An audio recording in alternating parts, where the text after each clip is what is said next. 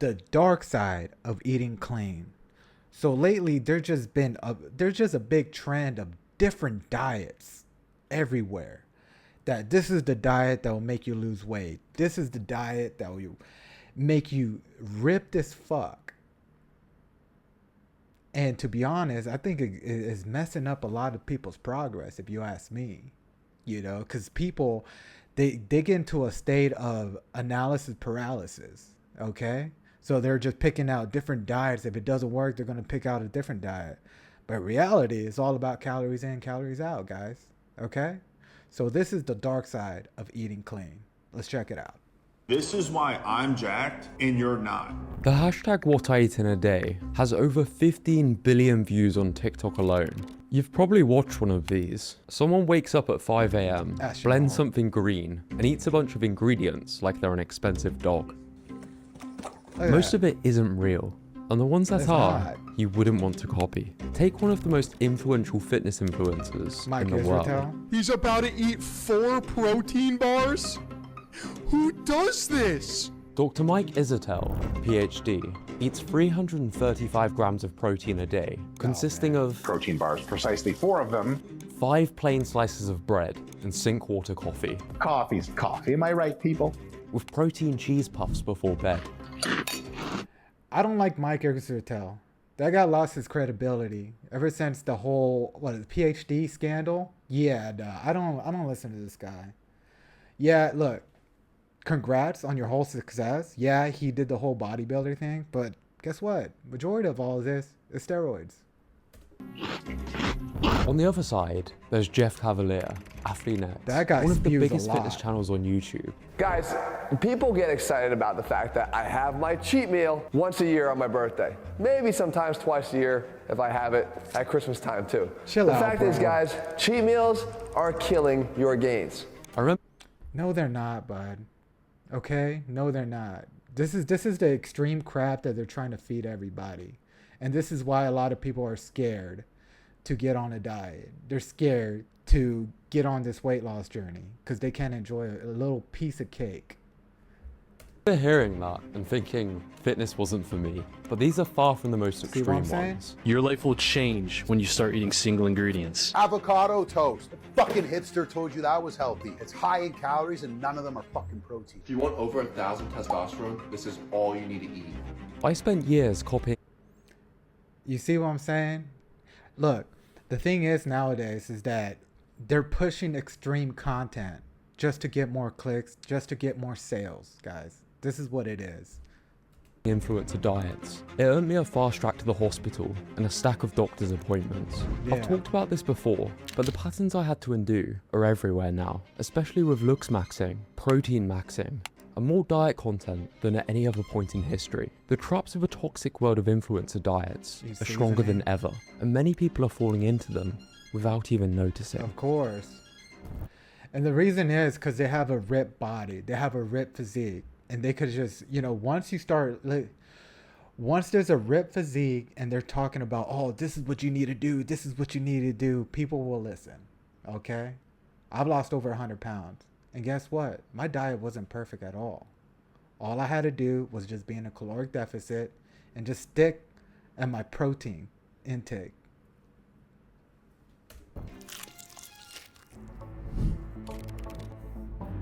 When I was 13, I went looking for a diet that would stop me being so skinny, and then I'd be more confident. I found about 10,000 of them. The first person I came across was this guy called Scooby, one of the original fitness YouTubers. He'd call out dodgy supplement pushers. So if you want to have a pant-busting...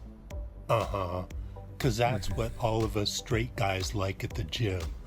And most of his advice was really good. But then there was the more edgy content. Foods that taste good are bad for you. So it's even more important than ever. If it tastes good, spit it out. I was 13 and skinny. I didn't want slow and realistic progress, so I gravitated towards the more extreme content instead, which is how I stumbled across teenagers undergoing these crazy body transformations. Yeah. So I'd copy the diets, supplements, and questionable tasted music. For a while, it worked. I was eating cleaner than anyone I knew. I felt like I was doing everything right. This was my competitive advantage. But then my progress stalled, while theirs only accelerated. I'd fallen for a trap, known as the narrative fallacy. Yeah. You see someone's body, you see their food, This is why I'm jacked and you're not. and your brain connects the two. He looks like that because he eats like this. This is what a lot of the fitness industry is built on. But you're not Yeah. seeing the genetics, the training history, and the drugs they were secretly taking. But I was oblivious as a teenager, and I'd watched too many. And same here. I was oblivious as well, man, because I was always like, you know, the body of my dreams was what's his name, Larzar. That's the guy. But I know these guys are on steroids. You know, I mean, it could be attained. Some of the physiques could be attainable if you have the right genetics, but majority of them is really unrealistic. And you're over here killing yourself at the gym, eating all this food that is probably just garbage. Okay, calories in, calories out. Keep the protein high, and you're gonna be fine. Motivational montages to back down. So I cut out more carbs, Honestly, potatoes aren't very good for you. then Stop being a carbophobe. What's wrong with carbs? Stop being a carbophobe. Shout out to Greg Doucette for that word. fruit because of the fructose, then Fruit. anything with fat in it. Every meal became max. Fruit. I eat fruit every freaking morning. That's the one that helped me cut all my sweet cravings. Fruit. Cause I'm highly addicted to sugar. And fruit was the thing that helped me cut my cravings of sugar. So And protein and minimal everything else. My feed filled up with videos telling me what else to cut. Don't eat this. This is shit. Most dangerous food for your body. 1. Healthy bars. 2nd, white bread. Greek yogurt is fucking bullshit. Every week, there was a new food to be afraid of. This is how the format works. It gives you a pipeline of increasingly extreme rules. 1 bite of food after 6 o'clock is worth 10 bites of food before noon. There's a guy called Paul Saladino. I know a lot of you watch him. You sometimes ask me which vegetables are okay to eat. My answer is no. Why would you eat plant leaves and stems and roots and seeds? These are the most highly defended parts of plants. Despite his last name sounding like it belongs to a vegan dinosaur, he built his entire brand around being the carnivore MD, with the carnivore diet MD. being the optimal way of living. Until his health took a turn for the worst, on the diet he was passionately advocating. This book was published, he said 2 years in. This would have been right around the time he started experiencing these symptoms, these negative symptoms he talked about. Also If you're cramps. experiencing these symptoms, why would you take a book to publish knowing that and not talking about it? yeah. I was watching create. See what I'm saying, guys? And majority of it is like a cult too. People are just trying to follow this. Like this is not natural. Okay? It's okay. Look, I get it. The food nowadays is very ultra processed. And majority of it is really bad, of course. But people just got to eat it in moderation. If you're trying to lose weight, just be on a caloric deficit. Try to eat whole foods as much as possible. Sometimes you're going to slip up, and it's okay. Just get back on the wagon tomorrow. And sometimes you got to, if you want to enjoy a Big Mac, if as long as it fits in your macros, you're going to be fine, dude. Okay? Just don't eat Big Macs every freaking day, okay? Is like this and doing exactly what they told me. At my worst, Yeah. I was blending tins of tuna and chugging Ugh. it for the protein Blech. because a sandwich had too many carbs. I was spitting out my food to avoid calories after I Yeah. saw my favorite influencers do it. I missed going out with my mates so many times because I couldn't control the food. The issue Yeah. was never that I couldn't stick to these diets, it was that I could. And nobody around me saw a problem because it just looked like discipline. If your feed looks anything like mine did, that's the first sign you're in the pipeline. Yeah. I'm not blaming any of these creators for what happened to me. Most of them are just sharing what they eat and their advice, but it's disproportionately extreme and very often performative.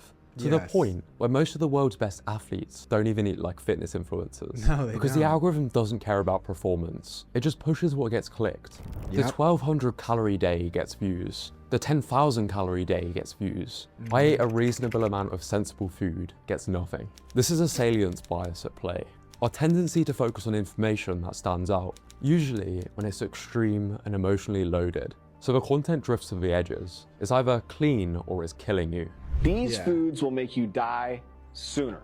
Guys, secret hack to not get fat when ordering sushi: don't get any sea oils, no flotation crab, and no soy sauce. Stop eating oatmeal for breakfast. If you start your day with 3 eggs, you're gonna have a shitty breakfast. There you For go. me, when I was trying to gain muscle while doing a lot of sport, that advice is just too flippant. An egg has calories, yes, but the yolk contains a ton of vitamins and healthy fats. Food is never this black and white. The dietary requirements of a 5', 70-year-old vegan woman are quite different to that of a 300-pound 27-year-old. And see, that's the thing too. It's like, what works for you, bud? Okay, everybody is different. What diet works for you? Okay, if a vegan diet, if you like the vegan diet, then yeah, stick with it, right? But you just gotta be aware that it's not, you know, end all be all when it comes to these certain diets. Okay, I mean, because I've tried it all. I tried the carnivore, I did the keto, I did all this freaking diets that were not sustainable, and I did not enjoy it. I had to skip out a bunch of family functions because I know there was food that was unhealthy, which it wasn't. It's just I had to be disciplined on not overeating what they were serving. So, again, guys, I'm going to feed a dead horse on this message. Calories in, calories out. This is what messed up my whole progress because I was always chasing the diet. Which diet is going to help me improve? Which diet is good? And for years and years, I kept on this freaking cycle of what's going to work for me, what's going to work for me. When in reality, it was just simple. Calories in, calories out. At some point, the supermarket just becomes a minefield. 87% of Gen Z TikTok users take at least some of their diet advice from social media. And I'm sure you know people who avoid certain foods like the plague because of what they've seen on social media. Oh, yeah. There are creators whose entire income depends on you believing certain ingredients are poisonous. All of this behind me, this is all poison. Supplement companies funding videos that make you feel deficient so you buy their products. Remember, this is a fitness industry, and I'm part of it too. When I film my diet, I show the best version, the photogenic meals, not the McDonald's I had on Saturday or my slot bowls. And it's not because I'm trying to mislead anyone. It's just hard to point a camera at yourself and act normal. You plate things better, or you pick a better day. A more accurate title for most of this content would be what I want you to think I ate in a day. All of it creates a version of eating that almost nobody can actually follow. Join me today as somebody who eats absolutely no poisons in their diet. It sends you into a cycle of copying, failing, and then blaming yourself. Always looking for the next best thing. But exactly, and that's what happened to me. You know, it's a big psychological battle that goes in you. Like, you know, oh, it's not working. I'm not losing any weight. It's because, first of all, the diet is not working. It's because it's not sustainable. And now you start overeating, which happened to me. Keto, I started overeating. I was like, oh, no, I can't eat this. Oh, this and that. Oh, intermittent fasting. That was a big one, too. It's okay to eat breakfast, man. If you don't like eating breakfast, it's fine, dude. You know, but it's okay. Some people, it goes further, into a place that's a lot harder to get out of, which is what happened to me. Before I get into that, a quick word from this video sponsor. Yes, I see the irony, but stay with me, it's relevant. MacroFactor is a calorie and macro tracker that I've been using for the last few years. If you've got a financial goal, you budget your money. If you've got a fitness goal, it makes sense to budget your nutrition in the same way. And that's Whether you're eating raw testicles or a pizza, it doesn't judge or require a particular restrictive diet. It's one of the fastest on the market with a genuinely easy setup. I originally started using it because I trust Stronger by Science's algorithms more than a lot of the apps on the market. And that's what you need to do. Adjusts based on your goals. Just count so your as your weight calories. changes and you keep tracking your foods, it completely customizes to you. So if you're losing weight a little too slowly, it's going to adjust your calories, and vice versa.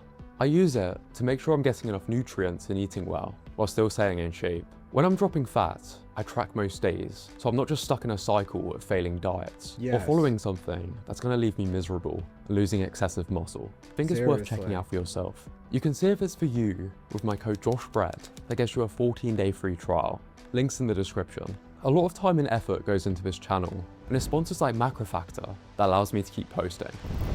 Nice, nice.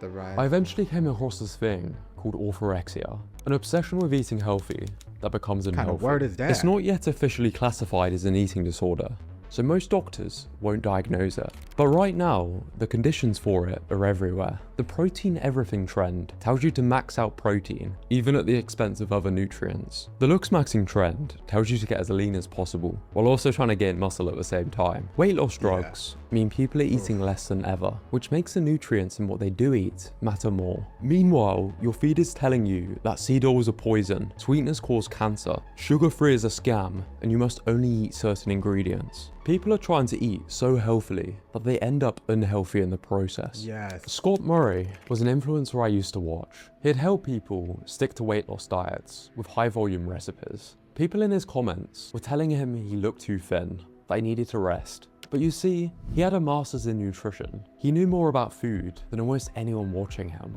But people don't usually push things too far for logical reasons.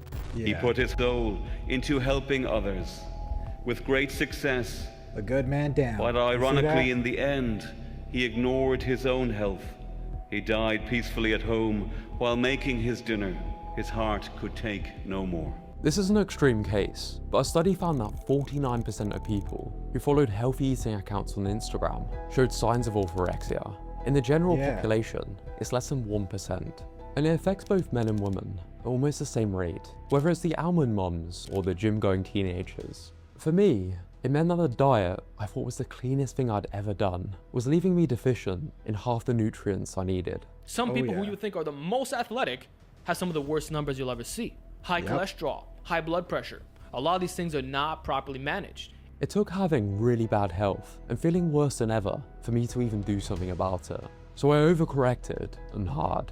I went from extreme restriction into if it fits your macros. The idea that it doesn't matter what you eat, as long as the calories and macros add up. And at first, it was great. No more good or bad foods, and a lot less guilt. But almost as a rebellion to the years of eating so strictly, I pushed it way too far the other way. I'd eat protein bars for lunch and consider it a balanced meal because the numbers added up. While over half my calories were coming from ultra-processed protein snacks. And while my diet looked perfect in the app, I was constantly hungry. My digestive system was struggling to say the least. I was eating enough protein, but barely any whole foods. And when I eventually stopped tracking and just tried to eat normally, I regained a lot of the weight. Because I spent so long either restricting or optimizing, that I had no idea what normal eating even looked like. On one hand, you're told to be flexible, and on the other, some of the world's most respected personal trainers are creating satirical killer protein bar commercials, running sugar detox challenges where people cut out all sugars, including the natural ones, like apples or mango. These are two opposite extremes, which led me back to the exact same place. And there's a lot of people falling in the same traps. If you take one thing from this video, I want it to be this. I've spent years on this, digging into fads, how athletes actually eat, what works for fat loss. I've been lucky enough to speak to some of the most respected experts on the internet, but there's one mindset shift that comes up more than any other. Dr. Eric Trexler made the cleanest case for it in an article. It's the one thing I wish I could go back and hand to my younger self. The best diet for most people isn't one you can name. The thing that most experts agree on is that a flexible, approach-focused outlook on dieting is usually best. Flexible, so one meal off the plan isn't seen as a failure. An approach focused, so you build it around what to include, not what to cut. Whatever your body needs for your goals. By the time you've included everything you need, the stuff you used to be scared of barely fits in anyway. My diet now isn't flashy. Enough protein, fat, fiber, fruit and veg, and a burger when I feel like one. It doesn't have a cool name, and you shouldn't blindly copy it. And that's the point. Mike's diet works for Mike. Jeff Cavalier's discipline works for Jeff Cavalier. The influencers in this video aren't bad people, but the job of an influencer is to influence you, and it's not always for the better. But this content isn't going anywhere. So if nothing else, just be aware of the toxic world of influencer diets. Because once you see it, you'll hopefully avoid the same traps that more and more people seem to be falling into. And that's what it is, guys. You got to pick the diet that works for you. I've chased every freaking diet and it failed. And it failed because I thought this was it. This was the perfect diet. This is what is going to make me skinny. No, it actually just made it worse. And I just backtracked my freaking progress. You know what finally worked for me? What worked for me was the diet that was for me. Okay? My diet is not perfect at all. It's far from perfect. But I make sure to eat, whole foods. Yes, I enjoy a Big Mac here and there. Okay? Yes, I enjoy a freaking piece of cake here and there. Sometimes I eat a little more. But as long as I stick with my macros, as long as it works for me, as long as I don't feel like crap, that's all that matters. So you guys got to find the perfect that works for you.